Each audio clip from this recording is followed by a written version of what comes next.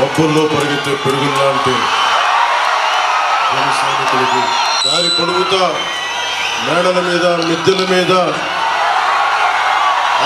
ప్రేమాభిమానంతో ప్రేమాన్ని కురిపిస్తున్న ఆశేష జన సందోహానికి, అన్నదమ్ములకి, ఆత్మబంధువులకి దారి పొడుగుతా మార్పు కోసం మీరు వచ్చారు. మాకు నిరాజనాలు పలికిన ప్రతి ఒక్కరికి నా హృదయపూర్వక నమస్కారం. నువ్వు హారతిస్తున్నావు తమ్ముడు, ఇది నాకు ఇవ్వట్లేదు, మార్పు కోసం హారతిస్తున్నావు. ఒకటే మాట, ఎక్కడికి వెళ్ళినా రాష్ట్రంలో ఏ మూలకెళ్ళినా యువతి యువకులు బయటకు వచ్చి మాకు మార్పు కావాలి, అలసిపోయాం, విసిగిపోయాం, మాకు మార్పు కావాలి అంటే ఆ మార్పుని నేను ఇప్పుడు గ్రహించలా. వైసీపీ వచ్చిన రోజునే గ్రహించాను. అందరం ప్రజలు తప్పు చేశారు ఆ రోజున. ఆ రోజు నుంచి ఈ రోజు వరకు నేను మీకోసం పోరాటం చేస్తూనే ఉన్నాను. ఇదే 2009లో మన మీద ఉన్నది పార్టీని నడపలేకపోయాం. పార్టీని నడపడం మీకు చేత కాదని అన్నారు. ఆ మాట తప్పని ప్రూవ్ చేయడానికి దశాబ్దం నుంచి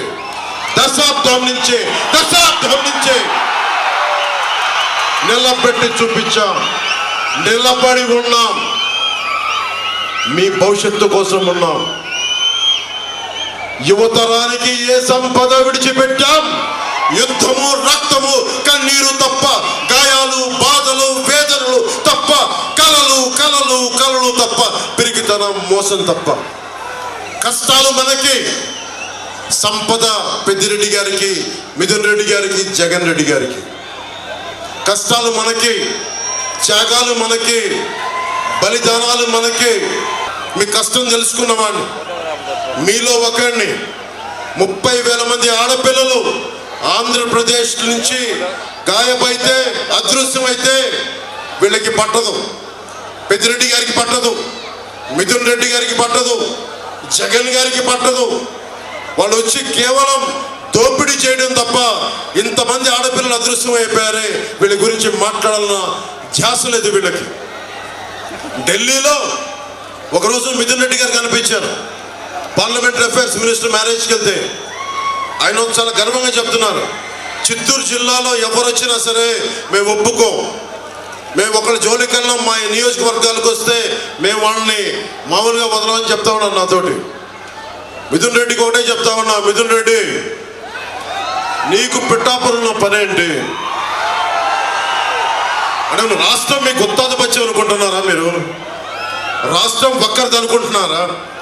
రాష్ట్రం మీ 5 మందిది అనుకుంటున్నారా? ఇన్ని కోట్ల మంది ప్రజలను మర్చిపోయారా? ఇన్ని విభిన్నమైన కులాలను మర్చిపోయారా? అక్కడ రోజు నమాజ్ చేసే ముస్లిం సమాజాన్ని మర్చిపోయారా? దారి పొడవున క్రైస్తవ చర్చిలు ఉన్నాయి, వారిని మర్చిపోయారా? దేవాలయాలు ఉన్నాయి, వాళ్ళని మర్చిపోయారా? ఏం దౌర్జన్యం చేస్తారు? రాజకీయాలు ఇక్కడ అందరికీ ఒకటే చెప్తా ఉన్నా, నాకేం సరదా కాదు రాజకీయాలు. అడ్డగోలుగా ప్రతి అడ్డమైన ఎదవ చేత తిట్టించుకోవడానికి నాకు పౌరుషం లేదనుకుంటున్నారా మీరు? ప్రతి పనికి మాలిన ఎదవ తిడతాడు. దేనికోసం తిట్టించుకుంటున్నా? మీ భవిష్యత్తు కోసం, ఆడబిడ్డల సంరక్షణ కోసం, ఆడబిడ్డల భద్రత కోసం, పెద్దలకి ఒక భద్రత ఇవ్వడం కోసం. ఓటు ఎందుకు చీలకూడదన్నాను. రాయలసీమ ఒకరి గుత్తాధిపత్యమా? రాయలసీమ ఒకరి గుత్తాధిపత్యమా? జగన్ గుత్తాధిపత్యమా? రాయలసీమ ఏం మాట్లాడతాను? వెళ్ళి కర్నూలుకి వెళ్ళు, కొన్నిదల గ్రామం ఉంటుంది, వెళ్ళి చూడు. అక్కడ ఇదో రాయలసీమ నీ గుత్తాధిపత్యం ఉన్నట్టుగా మాట్లాడతావు. దమ్ము లేదా మాకు? ధైర్యం లేదా మాకు? ఏం మాట్లాడతావు? 40 మందిని మర్డర్లు చేసి బెదిరిస్తారా మీరు? పెద్దిరెడ్డి గారు అరే ఎర్ర చందనం వీళ్ళకి ఇంధనం అయిపోయింది. వీరికి అడ్డు వచ్చిన నరికేస్తారు, కాళ్ళు చేతులు తీసేస్తారు, హాస్పిటల్లో ఇంజక్షన్ చంపేస్తారు. గంగిరెడ్డి లాంటి ఒక మాఫియా డాన్, ఎర్రచందనం డాన్, అలిపిరి కట్నంలో నిందితుడు 15లో మార్క్సిస్టులు అరెస్ట్ చేస్తే మళ్ళీ ఈరోజు అతను మిథున్ రెడ్డితో తిరుగుతూ ఉంటాడు. వైసీపీ గూండాలందరికీ గుర్తుపెట్టుకో. పవన్ కళ్యాణ్ చెప్తున్నాడు, రైల్వే కోడూరు నడి పొట్టులో నిలబడి చెప్తున్నా, రైల్వే కోడూరు నడి పొట్టులో నిలబడి చెప్తున్నా, ఒక్కొక్క వైసీపీ గుండాలకి ప్రాణత్యాగం అలా వదిలేయగలని గుర్తుపెట్టుకో. కానీ సగటు మనిషిని బాధిస్తున్నారు మీరు, సగటు మానవ హక్కుల్ని కాలరాస్తున్నారు మీరు. మీ అంతు చూస్తాం, వీధుల్లోకి లాక్కొస్తాం, మర్చిపోకండి. ఇంతమంది యువతున్నారు, మీరు కళ్ళల ఖనిజాలతో చేసిన యువత. మీరే కనుక నిజంగా గుండెల లోతుల్లోంచి ధైర్యం తెచ్చుకొని రోడ్ల మీదకి వస్తే ఒక పెద్దిరెడ్డి, మిథున్ రెడ్డి, జగన్ రోడ్ల మీదకి రాగలరా? మీకు పిరికితనం వచ్చేసింది మీలో, ధైర్యం తెచ్చిపోయింది మీలో. నేను వచ్చినప్పుడు రోడ్ల మీదకి రావడం కాదు, తప్పు జరిగినప్పుడు రోడ్ల మీదకి వచ్చి బయటికి రావాలి, నిలబడాలి.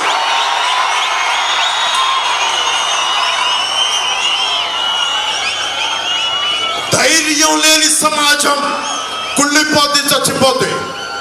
రాయలసీమ ఇది, రాయులు ఏలిన సీమ ఇది. ఆ సీమని చూసి మీరు భయపడతారంటే ఎట్లా? మీరు భయపడతానంటే ఎట్లా? భయపడకండి, నేనున్నా, మీకు అండగా ఉంటా. మీకు ధైర్యం లేకపోతే మార్పు రాదు.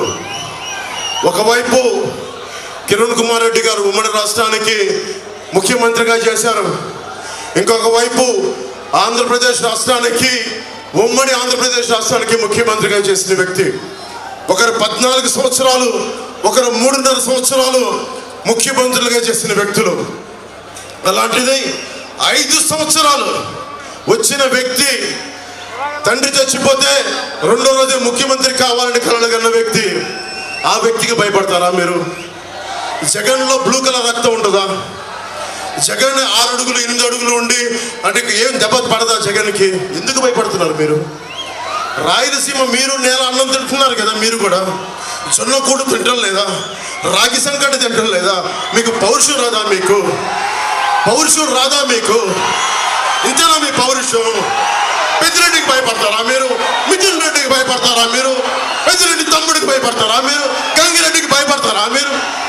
అరే దమ్ము ధైర్యం ఏమైపోయింది రాయలసీమకి? అరే మీరు ఒకటే చేయండి, గొడవలు పెట్టుకోకర్లా, కత్తులు తీయక్కర్లా, కర్రలు తీయక్కర్లా. వచ్చే మనకి ఎన్నికలు వస్తున్నాయి. ఈ ఎన్నికల రోజున కమలం గుర్తుకి రాజంపేట ఎంపీ పార్లమెంట్ అభ్యర్థిగా కిరణ్ కుమార్ రెడ్డికి గుర్తేసేయండి. రైల్వే కోడూరు అసెంబ్లీ అభ్యర్థిగా జనసేన నుంచి ఆరవ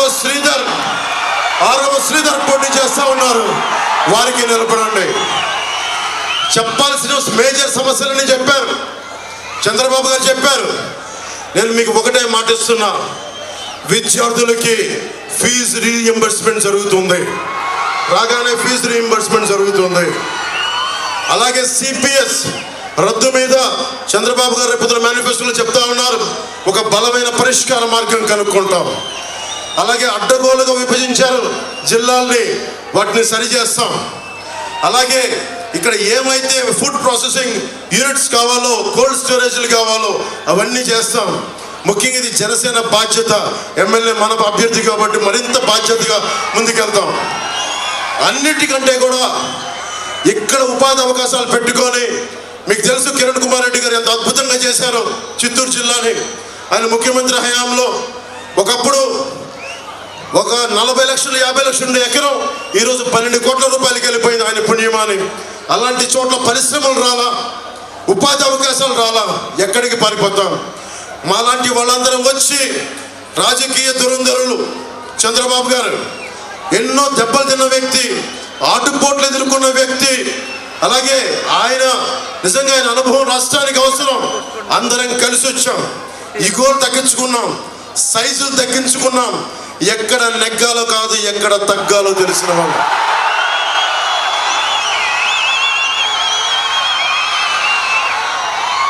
జగన్ ఒకటే మాట్లాడతాడు, అద్భుతం చేశామని. 70,000 మంది పోలీసులు ఈ రోజుకి టీఏలు డిఏలు సరెండర్ లీవ్స్ డబ్బులు ఇవ్వలేదు.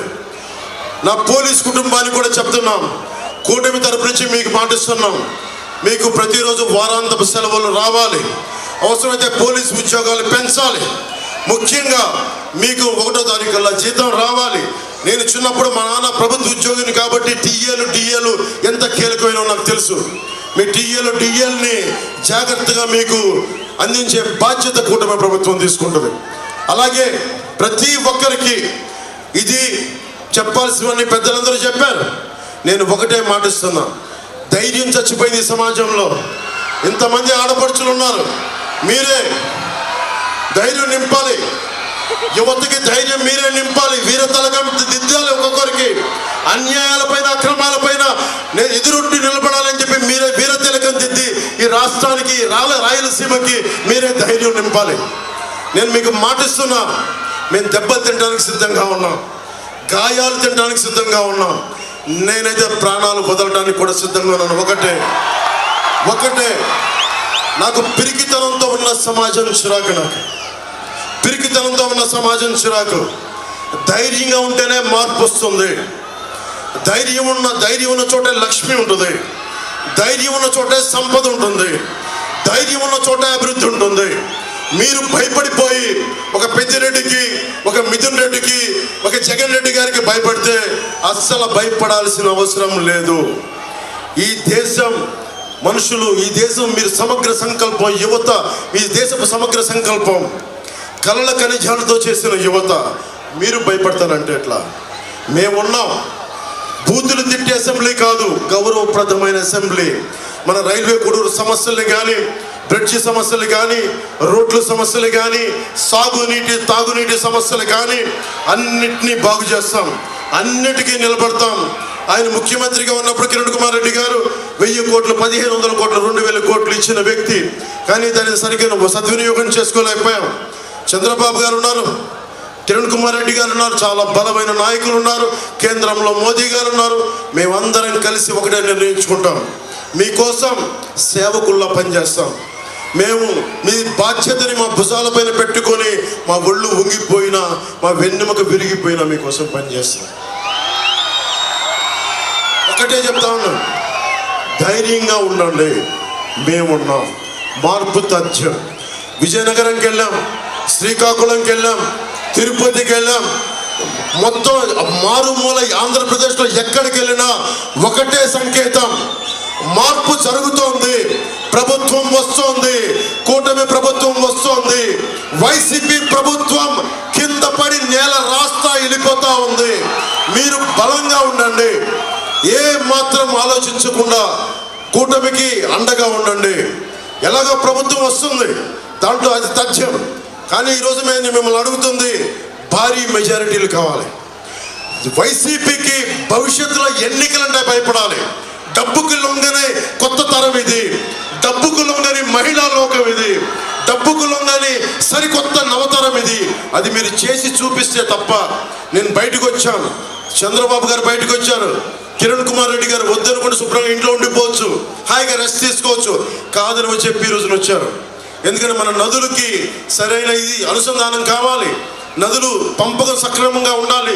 ఇలాంటి సదుద్దేశాలతోటి ఈరోజు కిరణ్ కుమార్ రెడ్డి గారు వచ్చారు. మేమందరం మీకు అండగా ఉంటాం అని మనస్ఫూర్తిగా తెలియజేసుకుంటూ, కిరణ్ కుమార్ రెడ్డి గారిని మనకి కమలం గుర్తు మీద భారతీయ జనతా పార్టీకి తరఫున పోటీ చేస్తున్నారు, అఖండ మెజారిటీ తోటి రాజంపేట పార్లమెంట్ అభ్యర్థిగా గెలిపించండి. అలాగే 6వ శ్రీధర్ని మనకి జనసేన అభ్యర్థిగా గ్లాస్ గుర్తు మీద గెలిపించాలని మనస్ఫూర్తిగా కోరుకుంటూ, కూటమి వైసీపీ అవినీతి కోటని గుండా